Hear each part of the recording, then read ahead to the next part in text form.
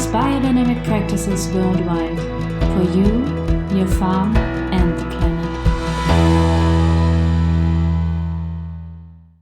So, welcome to the Living Farms podcast. I'm very excited today because we have a special guest with Julia Wright. She wrote a very interesting book about subtitle Agroecologies, farming with the hidden half of nature. And she has a background in research and international research. And basically, I got in contact with her while organizing the last or the second International Biodynamic Research Conference in 2021. And she was part of the committee members. So I'm very excited to have you here today, Julia. Thanks for joining. And yeah, it's good to have you. And I would like to start actually with a question that is not related to your book per se, but to the question of how did you came across biodynamic agriculture, and like why are you interested in this area, and why do you engage in this area? Thank you, and thank you, Lynn, for inviting me. And yeah, well, actually, I came across biodynamic agriculture years ago in the 1980s through exploring different philosophies. I grew up in London, and I encountered the Theosophical Society and then the Anthroposophical Society. So, and then I was volunteering on some organic farms, and I volunteered on a biodynamic farm, Tablehurst Farm, down in the south of England. And I felt it was different, but I didn't know why. And I almost did some courses there as well. And again, I didn't know why. There was some sort of, I'd say, deep attraction. But at the time, I didn't pursue that any further. And I think with biodynamics, from what I've experienced, a lot of it's about timing, that we may hear about it, but it's not till we're ready that we pursue it further. So my background is working professionally is in agricultural development, and I've worked in other countries and in the UK and Europe. And I've always worked in the organic farming sector, or agroecology, permaculture. And I've always felt that biodynamic is something that I wasn't quite ready to get into until a few years ago. And then gradually one thing led to another, and then I was invited to sit on the board of the Biodynamic Agriculture Association in the UK. So that's when I really became much more involved in it. Wow. And how did you feel that you became ready for biodynamic agriculture? Because I think that's something which many farmers may face, or like people that are in this area that work already in the organic movement, but they still feel a little bit afraid, let's say, of changing to biodynamics or to focus on that one. So what was your, like, what happened within you so that you decided to go that step? Yeah, that's a funny thing. I mean, because I'm not actually a food producer, I'm more on the research and facilitation development side. I think it was my personal development and spiritual inquiry that started to overlap so much with my professional life that I found I couldn't separate the two. And if everything's one, then one can't separate the two. And then I saw that biodynamics held a lot of information and knowledge and opportunities for pursuing a spiritual inquiry at the same time. Or I say spiritual, something metaphysical, bigger than the material realm. And then so for me, it sort of ticked several boxes all at once, that I could do things I was interested in anyway and call it work. So it is like that. It's this ever expanding journey, really. And the more I learn, the more I realize I don't know. It's that, but in a nice way. And so it's never boring, I think. And if anything, it can get overwhelming, and trying to understand some of Steiner's works and things. But then it's good to always come back to the practical and know, well, we just keep practicing, keep applying the preparations, don't need to understand everything, but just feel into it, which we're so not used to doing in the West, in this very goal-oriented world of the material realm. But to get into the rituals, to get into the physicality of it in a different way, that it's just like I said, it's a journey.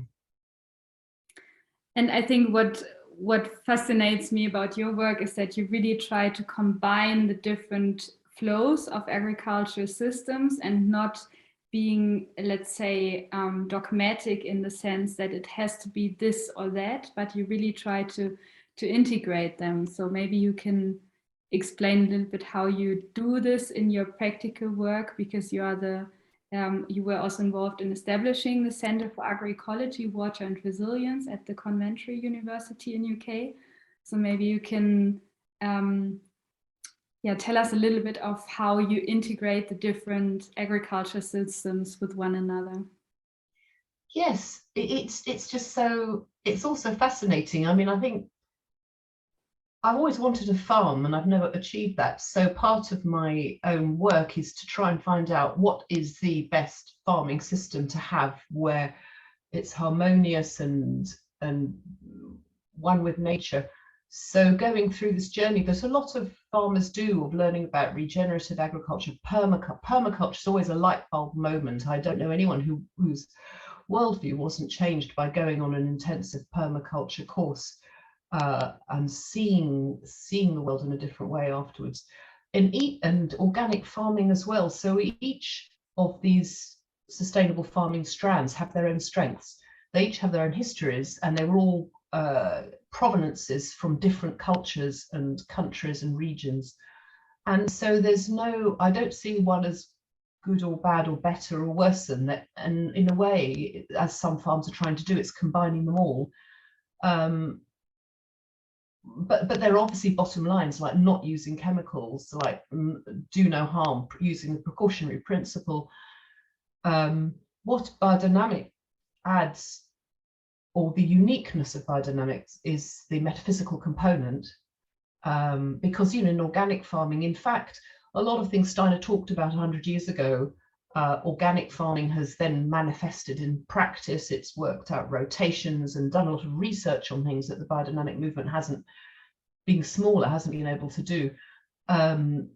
So there are those crossovers, but none of the other farming or sustainable farming approaches really are based on and embrace this metaphysical component and connection with the cosmos, connection with our inner life. And what I see is that from working abroad, is that traditional communities in other countries do naturally have that. They've never lost it. And in this so-called development process, they've been told that their beliefs are backward or don't work anymore, and they need to start selling on the international markets and things. And that all that is getting lost. But I always think it's not a case of us going back to traditional farming in the sense it used to be, because we do always need to go forward in this evolutionary process, but to draw on what's best of those traditional farming systems, and who do plant according to the lunar calendar, who do have reverence for the ancestors and communicate with them and communicate with other elements of nature, and those kinds of things which Steiner expresses has expressed in his way. There's it's the same thing really, just interpreted in slightly different ways. But the majority of people in the world are get that. I think sometimes we think all the world is like we are in Europe maybe, but it's not. Our worldview is, I'll say, hopefully still a minority in a way, that other cultures haven't lost that magic, and we can get it back or reinterpret it going forward. I don't know if that's answered your question, actually, but sorry. I think it's so interesting because, as you said, like for many cultures, this is something so inherited. And as you said, in Europe, we partly have lost this. But as far as I'm concerned, with the UK, for example, we have quite a long tradition of indigenous knowledge and like still a very vivid living it in a way. So it's interesting. That's, I think, a little bit different than for example, in Germany or in Switzerland. But you were also traveling to South America before doing your PhD, and I assume that might have also influenced to see a different perspective on agriculture, or? You know, there were so many lost opportunities. At that age, I was so desperate to, well, not desperate, but I was trying to understand why organic farming wouldn't work, because I was in a minority where I was working. Most of, you know, the institutions I was working in were promoting conventional agriculture, and I was industrial agriculture, and I just felt I must be wrong to feel that organic farming was the right way to go. And so I was trying to work out what, you know, I was trying to fit in, actually, and I found after 20 years that I was right all along, but anyway, but I could see the way people were living and the rituals, but in my Western mind, I couldn't viscerally understand why people were doing rituals and what the meaning was behind it. My consciousness couldn't really connect to it, and it's only through more practice and more training and study that I'm an inch further, I say, than I was then, a little bit further. Yes, exactly. There's a lot of richness everywhere. But as you said, you're right. It hasn't been lost in the West or in Europe. It's just gone underground or been dispersed, or people are practicing in, I say, secret, but aren't talking about it for fear of whatever ridicule or whatever it might be.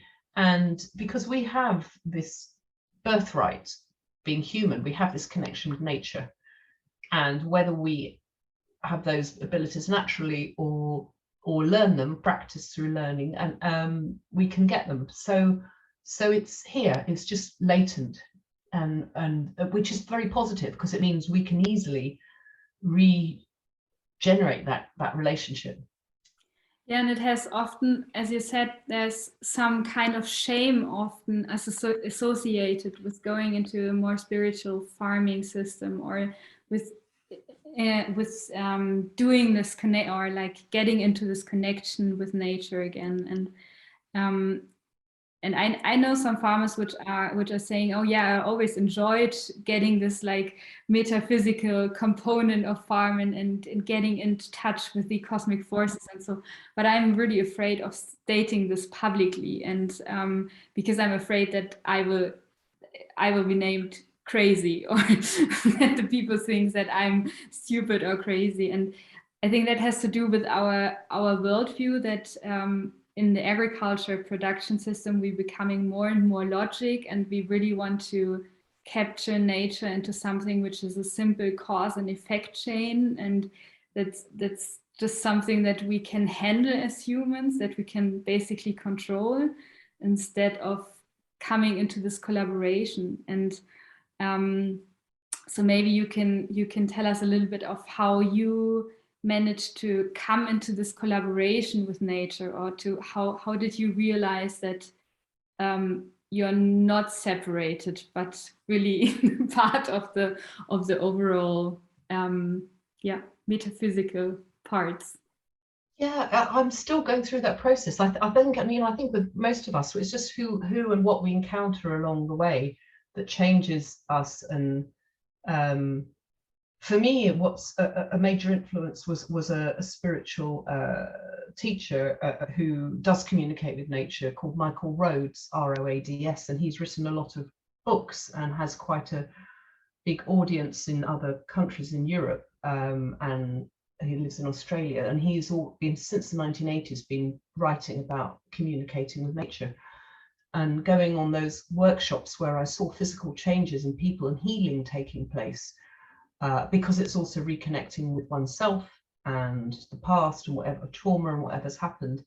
And I saw real individual breakthroughs. It's very therapeutic for people. So I know that that works in a way. My rational mind has seen empirical evidence. So and that's what I like about biodynamics as well, is this idea of phenomenology, this scientific approach that we can use our intellect and our visceral experience to know that what we are doing and exploring is real for us. It's not just a belief, you know, in inverted commas, that we've been told don't matter, but we can actually go through this methodology. And I think that's hugely important for us in the West or in Europe, because our minds need that to believe, or to have to open up to that kind of reality. So yes, that's what's helped me. It's so I think with biodynamic farming, it's so interesting because on the one hand, there are like really those facts and figures that biodynamic farming is, from the research perspective, solid proof to be better in let's say some of these classical indicators like soil organic humus and soil fertility and soil biodiversity and so on. And on the other hand, which you have also mentioned, I think, or touched a little bit upon, is this feeling when you come to a biodynamic farm, and which is immediately different, so to say. And that's something which is very difficult to grasp in a research perspective, so to say, because it's something that is like in a connection between the inner world and the outer world of ourselves coming to farm, and the farm reacting to us as human beings. And I think for this, like, nature communication becomes more and more important, that we train also the skill and realize that this is something that can be learned and that can be taught, how to come into contact with the land or a farm, so to say. Yeah, exactly. And you know, and this idea, you know, especially in farming, I mean, you know, agriculture is so stuck in a way. I mean, the environmental movement has made great strides, but in agriculture, all the ministries of agriculture I've encountered are quite stuck in this sort of old way of the last century, or, you know, this industrial mentality. And I often talk about this industrial mindset, that even in the face of other evidence that says something different, people still carry on in the old way of farming, and like goal oriented. So the most important things are yields, and, you know, that we're getting rid of pests and diseases, and it's very targeted, which doesn't mean that's all wrong, not at all, but it's just, we know now that focus sort of doesn't lead to a long-term positive outcome. And when I read about other worldviews in other cultures, this idea of a goal being to bring balance and harmony, continually striving to bring balance and harmony to the system, and it's not an end state. It's dynamic. We're always moving in that, towards that, and going out of balance and harmony and coming back in again. And trying to say that to, say, a farmer in Europe when they need to, you know, survive, or, you know, financially, or increase profits or increase yields, bringing balance and harmony doesn't mean anything. Because there's always some more important physical, they think there's always some more important physical goal that they need to achieve. And it's not that finances aren't important, of course they are, but we need to change our sights. We need to change what we're doing in this world. And surviving financially is one thing, but balance and harmony includes that. But if we're not looking at the bigger picture, we are putting things out of balance and harmony more and more and more, until we end up in the situation we're now in the world, with all these different disasters that are happening or waiting to happen on the horizon. So how to, and I know often in the environmental movement, and we're thinking, well, we're too busy saving the planet. You know, we've got to save the rainforests, we've got to stop climate change, we've got to do this, and we're too busy doing that to think about other things, these luxuries of connection with nature. But the question is that part of the problem, that we're so busy trying to firefight that we've already lost that connection with nature? And that's why all these problems have arisen. So we need to take a couple of steps back, sort of rewind. And so there is that issue there, and how to talk about it in the farming sector is an interesting proposition. You know, when people's headspaces are so much focused, and it's easy for me to talk about it because I'm employed by university and I get a salary. If I was running my own farm, I'm sure I would be running around, I was going to say like a headless chicken, but that's probably not a good analogy, you know, but firefighting all kinds of things. So it's one thing to say these things, it's another thing to actually do them. But people are doing them, and that's why, again, biodynamic farming is a good example of people who are intentionally trying to do that. And what I often find fascinating about biodynamic farms is that once you come into this communication with nature, and once you come into this like close connection between you as a farmer and your land, that after some time also the farm really becomes this farm organism that is also more profitable in a way. So also in the financial sense, it's maybe not at the beginning immediately, but also in the longer run, because your farm is more resilient and your farm is better off with all of the climate change and so on. So that's something which is sometimes then forgotten. And I found it interesting, like when the negotiations for the Brexit started in the UK, I was working for a different organization in research, and the government really was eager to promote organic farming because they really said, okay, come on, we really need a solution now.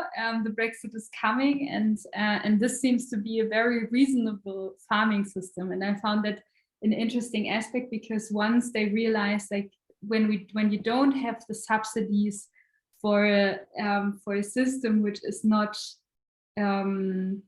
holistic in a way, so also including the costs for the environmental costs and so on. So if you would really do a true cost accounting, then the organic and biodynamic farming system is immediately better off than the agrochemical based one. And exactly that's it. It's the longer term goals. It's optimizing, not maximizing. It's, you know, and you're exactly right. And you know, and unfortunately, now that Brexit's happened in the UK, I think that government's taken its sights off organic farming. And that's another interesting thing that I've seen. When people are in a more desperate situation, they're more open to ideas. I did my doctoral research in Cuba when they were struggling with food security issues and economic issues in the country, and their food supplies and chemical input supplies had been cut off because of the blockade from the United States and also their economic crisis. And when they were in sort of desperate measures, they were really open to organic farming, and the researchers who'd been working on organic soil fertility and things like that were really, you know, promoted and supported to do more work. But when the food security situation eased off a bit, people started going back to so-called normal, because there was, and you know, in the crisis, everyone was growing their own food, or probably about 80% of the population had some kind of link to growing some food somewhere in the cities, as well as obviously, well, especially in the cities. But again, as soon as the crisis lessened a bit, most people stopped being interested in growing food. And so we can see, but then there were still incremental changes and awareness raising. But what I saw there was that even though there was no private sector, so there was no big corporate push to use agrochemicals or to you know, grow unsustainably, there was still this mindset of a lack of food and what I noticed was that people were worried that they were going to lose control of nature, that if you didn't have chemicals, you could get inundated with pests and diseases and plagues. And also, if you let farmers do what they wanted, more localized production, they were worried about losing control of the farming community. The government was worried about that. So underneath all this industrial farming there, at least with no private sector, there was a fear of a lack of control and a fear of a lack of having enough food. And these underlying fears were driving industrial or conventional farming, even when no profits were being made out of it, no short-term profits. So that's the kind of thing we, that in the farming sector, we just don't look at the psychology of what's driving us properly and the mindsets and our worldviews. It's completely under-researched and under-recognized. And in the sustainable farming movement, it's easy to blame corporates and governments, but we should look at all of our own mindsets, not just the corporate sector. Yeah, and that's something like when I, in my former life, so to say, a few years ago, I started a PhD. I didn't go through with it because I felt like, okay, it's not the way for me, but I started it anyway, and I analyzed in how far, what factors influence farmers to move towards the sustainable agriculture system. And a lot of them said that the role models, or having no role models actually, or farmers that show how it's working, is one of their main constraints for and hindering factors for not implementing a sustainable farming practice. And I think here that's the biodynamic movements of farms, they are in such a good position because they already started this farming practice sometimes years, centuries ago, depending on the farm. But I mean, they are very old biodynamic farming practices existing, and they can really, they can function as a role model of how this future farming system could look like, and what kind of stabilities and resilience could develop out of this farming system. And I think that's a nice role in this world, so to say. Exactly, and you like you say, it's so important because people can't say it's impossible to do. Because someone is doing it, it's impossible to say it's impossible. And I remember being actually on a regenerative agriculture course where the trainer was saying, we don't know what our productivity levels could be because we've never really invested in growing topsoil and, the humic layer. It could be 10 centimeters or 20 centimeters. We've got no idea of what our yields could be, even in the alternative farming systems. There's so much potential there. And Bill Mollison from permaculture always said the only limiting factor is our imagination. So yes, there's such a lot of potential, and if we can, and this is what we have to be doing now, is really focusing on these examples of success, or just examples of learning and of people doing things differently. And because it seems like we have to make a conscious decision to farm more sustainably now.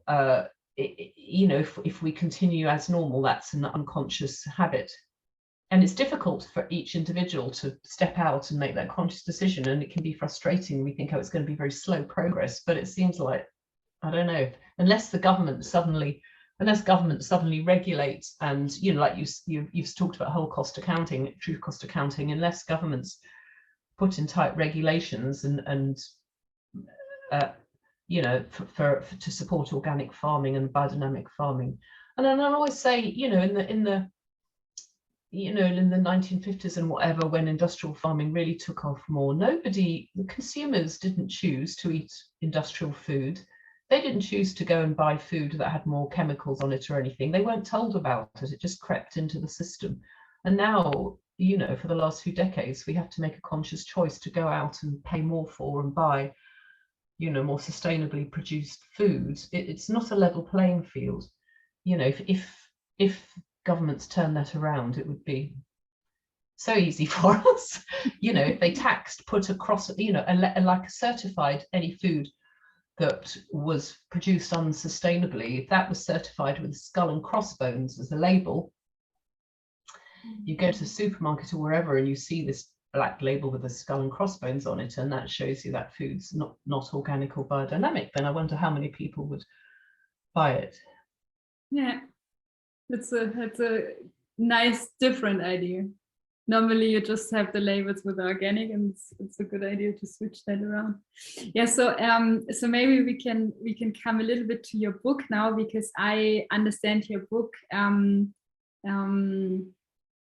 little bit as a gift of how to implement such a connection again, or how to see the different aspects of how to connect, and examples of practical examples, so to say. I will start with the poem that you put at the beginning, because I think it fits quite well, and then you can maybe tell a little bit from your perspective what the book is about. We will link it, of course, in the show notes so that you can access it, and it's actually for free, which I think is quite generous and great that you that you spread the word in this world. So the poem is: if you talk to animals, they will talk to you, and you will know each other. If you do not talk to them, you will not know them. And what you do not know, you will fear. And one fears, one destroys. So it's quite a... Yeah, that was Chief Dan George who wrote, and he was an actor. I can't remember the Hollywood films he was in, but he was a First Nation actor in the States, and poet, amongst other things. Yes. Well, the book sort of seems to have taken on a life of its own. I mean, I curated it, I'll say. There were 24 chapters with several authors, at least one author for each chapter, so many contributors to it, which I'm very grateful for. And they each took a risk in signing up to contribute to the book without really knowing what it was going to be about. And I didn't know either, and it had a different, to begin with, I was calling it quantum agriculture. And by the end, it had changed to subtle agroecology. So there were, lots of things happened along the way, which is positive, because it's nice to have a sense that one's working with other forces, and it's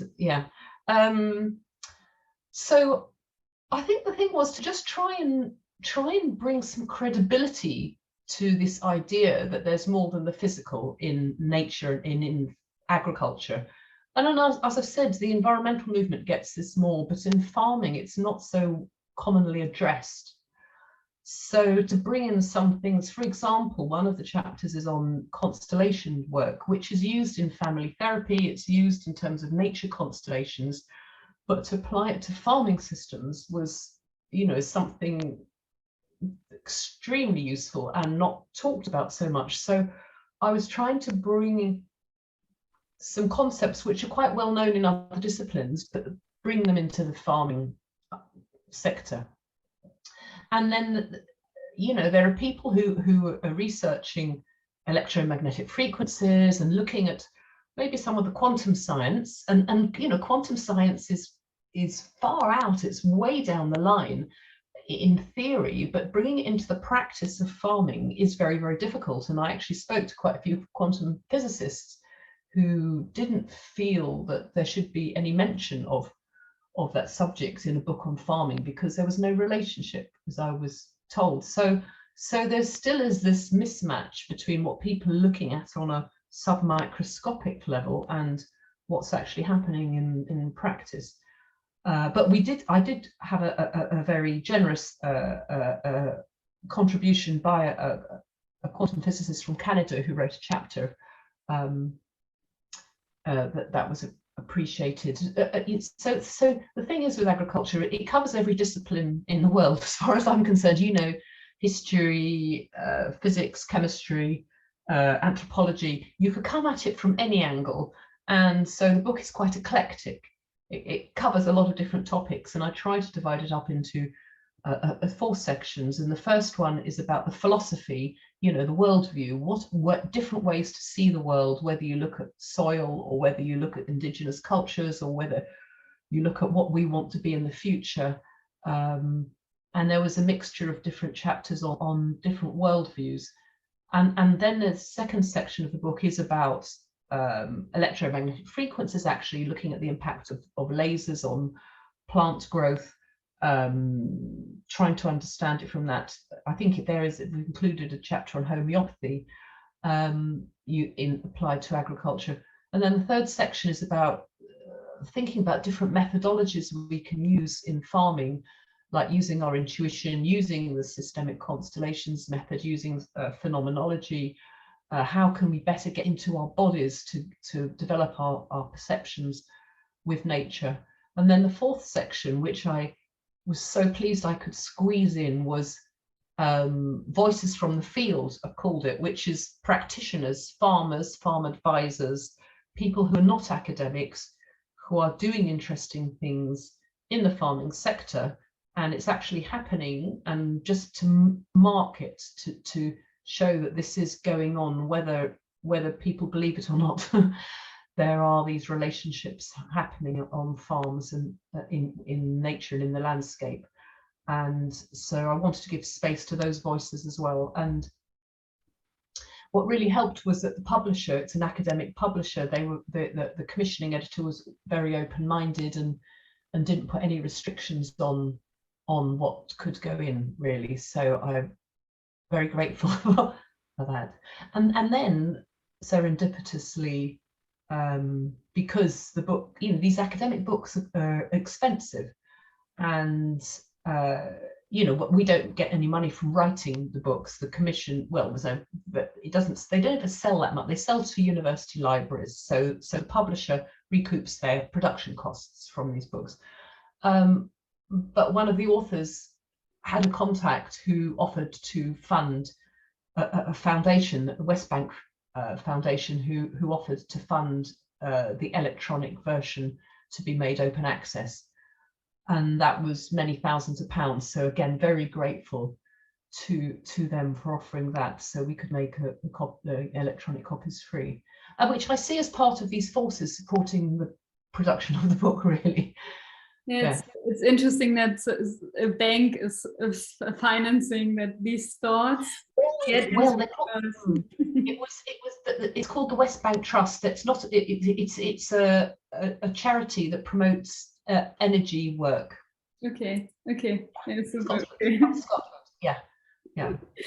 Because I mean, it's also interesting that sometimes I have the feeling now more and more companies or banks or organizations come into this field and say, okay, it's something that is worth supporting. So it could have also fitted if it was a classical bank, so to say, that realized that a collection of these valuable thoughts is good for the world development, so to say.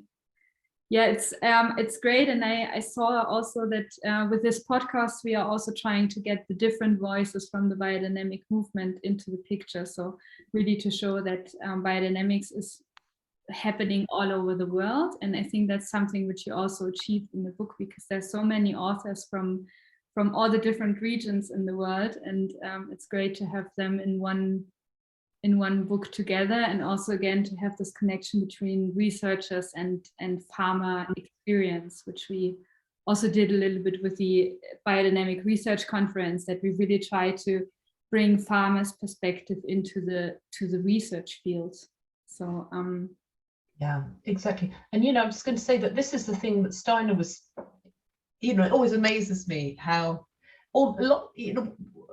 working in the development sector, I've seen innovation change come in, and most of the time I realized later on that Steiner had already talked about had already talked about it.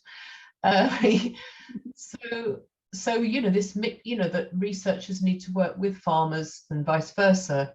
You know, these idea of farmer field schools, all the things that Steiner talked about have come into fruition, not necessarily through biodynamics, but have come to fruition. And he'd already seen that. And I think in the book, although I deliberately didn't focus only on biodynamics, because I think it's showing partly what I wanted to do was show that biodynamics has this really crucial place and role to play, and these connections to make with these other worldviews and approaches, and that it's not saying something different, it's not completely separate. There isn't a wall between biodynamics and other things. There's this web of interconnection. And so in the book, in the chapters, biodynamics does show itself in different ways. Quite organically, it came up with different authors, whether they were from an anthroposophical background or not. Steiner kept coming up quite a lot, which was really, and I didn't force that, it just happened. So it was really nice to see that, you know. So I think it showcases the way that biodynamics is, you know, is so relevant to this metaphysical perspective. Yeah, and it's like you have in the introduction to the book, you also have a table where it shows the different forms of subtle agroecological practices. Not an easy title for a non-native. Sorry. And it's so fascinating how many different practices exist. And I mean, as we had in the introduction, or that like biodynamics is one of them, but you can really find that it has a long tradition, so to say, in different cultures. And I think that's nice to see also with biodynamics, that it can be also applied to different cultural contexts and adapted. And it's of course, it has components which are fixed, so to say, which are non-negotiable, as you said also in earlier. But then there are also parts which can be adapted according to your local conditions and needs, so to say. And that's I found always beautiful about biodynamics.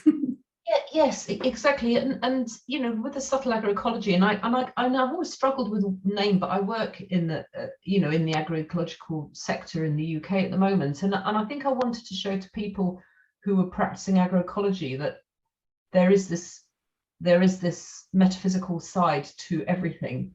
Everything on the physical has a metaphysical counterpart. So everything we do in farming is impacting on the metaphysical dimensions, whether we understand or know it or not. And so it's not a question of subtle agroecology being separate from anything else. So that's why I say it's kind of almost like it superimposes onto the physical. It's this metaphysical counterpart, and it's not a separate farming system at all. It's in everything we do, whether we're aware of it. And one of the most important thing, which I probably didn't stress in the book, and it's really come, you know, I've seen more importance about it later though, is the necessity, and maybe the most non-negotiable thing, is the necessity for coming from a good place in our hearts. With this, because we working with subtle energies is a huge responsibility. It's not something to be taken lightly, and it's not something you could just read in a book or a manual and then try and do yourself without knowing how to set up the space so that it's safe and loving and has beneficial outcomes. I think that just needs being consciously aware of, and I you know, if I would add anything to the book that's not in there, I would add that. Yeah, I think, like as you said, it's a huge responsibility, and that comes, like, for me, I realized that the more mentors I have, so to say, which I can discuss these things and exchange upon, the better, and the easier I can get the access to this realm, like to this reality, so to say. And it needs training, and it needs somebody who supports you, because otherwise it can be not just dangerous for the environment, but also for yourself in a way. So this is the thing about energy work, and so it just needs that, and again, in traditional societies, there's a lot of celebration, there's a lot of reverence and respect and festivals and these things which maybe in the West we've seen, oh, well, you know, that's nice to do if you've got the time, but they're there for a really important reason. It's to set the scene, it's to hold the space, it's to clear the space and all that stuff, which when we're working with energies is necessary. So that's why festivals are such a good thing for many, to do for many reasons on every level. And that's maybe something when we come back to the beginning, which is then when you start dealing with biodynamics is maybe a little bit scary. So, and maybe keeping others away from biodynamic practices. However, as I said, like I think if you have this mentoring system of other people, or maybe also this podcast where you get how other people are thinking about this and exchange upon the ideas of biodynamic practices and so on, then it's a very fruitful and amazing practice, I would say. Yes, and there are these different levels of knowledge and skills, and I think one of the things is knowing your limitations. You know, I go and I can spray the preparations in my garden, but there's some things that I wouldn't understand or do because I don't really understand what I'm doing.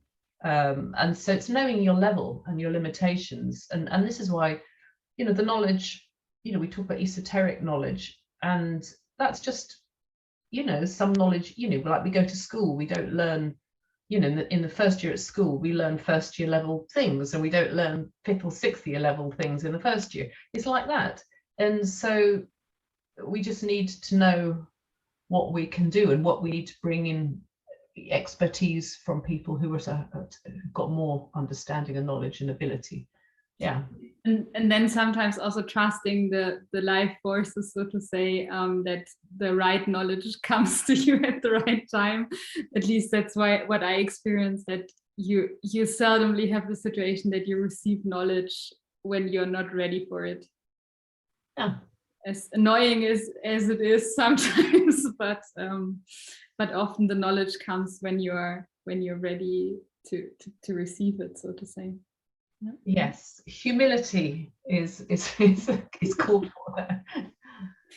So yeah, maybe we can also take now a little bit the perspective or the future perspective into account. You've written this book now, and what do you think are now next steps in your research area, or what are your personal research goals? What is still needed for our planet to become more sustainable and holistic and healthy in a way for the future?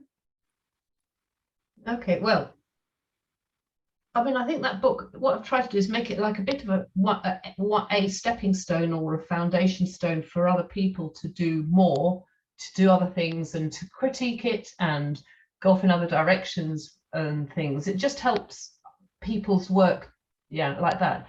So there are several, well, for instance, you know, a lot of things are happening at the moment. There's a lot of talk about consciousness, and so there's an initiative I'm involved with now from the United Nations Environment Programme, who've got a new initiative called the Conscious Food Systems Alliance, which is developing. It's been going on for about a year or so, and there's going to be some documentation, some written work coming out of it. It's got partners all over the world, and a lot of it's driven from the idea of being more mindful in farming and practicing consciousness practices, and whatever that might result in.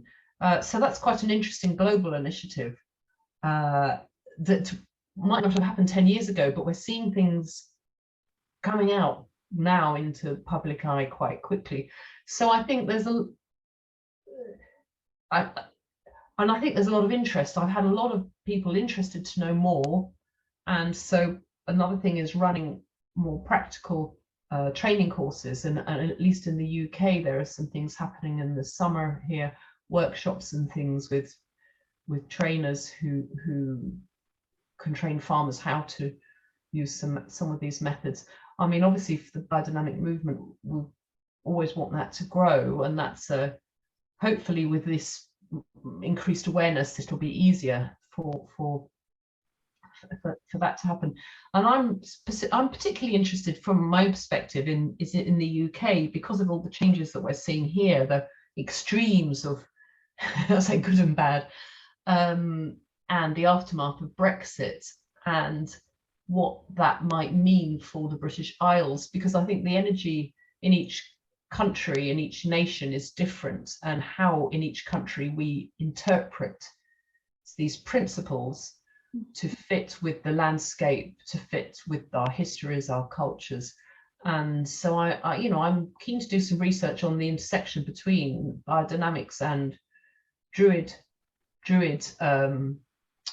worldviews and practices relating to nature. For example, because in the UK we have that history of Celtic and Druid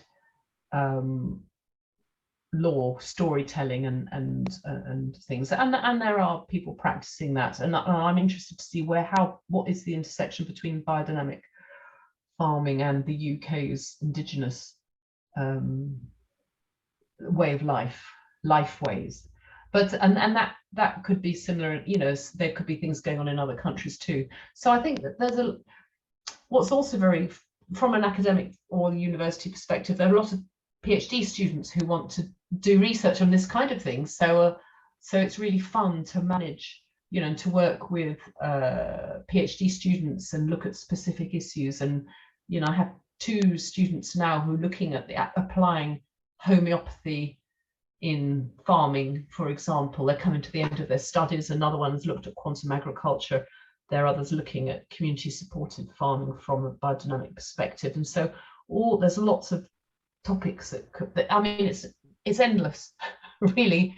But I'm just hoping to continue this work and collaborate with across countries as well, in the best way we can, because I think in these times the message, we're talking about this bifurcation between going down a very technical route where everything becomes automated, including humans, and going down what is the alternative to that, which is to use our own human faculties more and become even more human than we have been, and not going back to nature, but reconnecting with nature and reconnecting with food and everything like that. And the biodynamics helps take us down that natural route.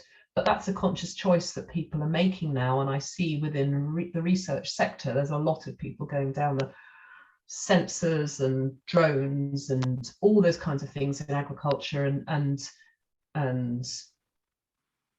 so I think that there's a really strong motivation to do more in the other direction, which is what I think subtle agroecologists can help with, amongst other things. Wow, that's sounds very interesting. So I may need to think about doing a PhD again. So that sounds like a good research plan you have. So Julia, we are coming nearly to the end now. At least for this talk, I think it's not the end of exchanging about these interesting things, but for today. And I will ask each and every one of my podcast guests one last question. And this is, what are your 3 main reasons to work for a biodynamic future? 3 main reasons. Healthy food, or I say healthy food, vibrant food, which is like we've never tasted before, which we don't know now what it could be like, and that would be amazing to experience food which does anyway. Yeah, that would be amazing.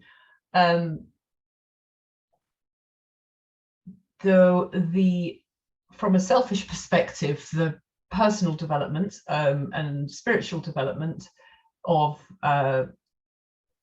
reconnection and learning more about Steiner's teachings and work, and worldview. And then I think this idea that it's not just biodynamics, that biodynamics has so many parallels and connections with indigenous worldviews and cultures and ways we used to live and could still do. And it's a vehicle or one vehicle for the West, or people with this Western worldview to move through that. It's not the only one, but it is one way, a pathway that it offers people to move through what we've been stuck in and go forward to a more expanded worldview and way of living. And it's set out. There are books, there are courses. It's offering something very positive. I think these are 3 very good reasons. Thank you so much for being here. It was really it's a pleasure. Nice. It's a pleasure, and I hope you do reconsider doing a PhD at some point. Yeah, I will see what the future brings. And yeah, for those of you that are interested in reading further, we will link everything in the show notes so that you can find the link for the book, but also maybe for your art abstract in the Biodynamic Research Conference contribution that you gave, and maybe on the projects you're currently doing. so that might be also good for linking. And yeah, thank you very much again. And I'm sure it was not the last talk that we had. Thank you very much, Lynn. I've really enjoyed it too.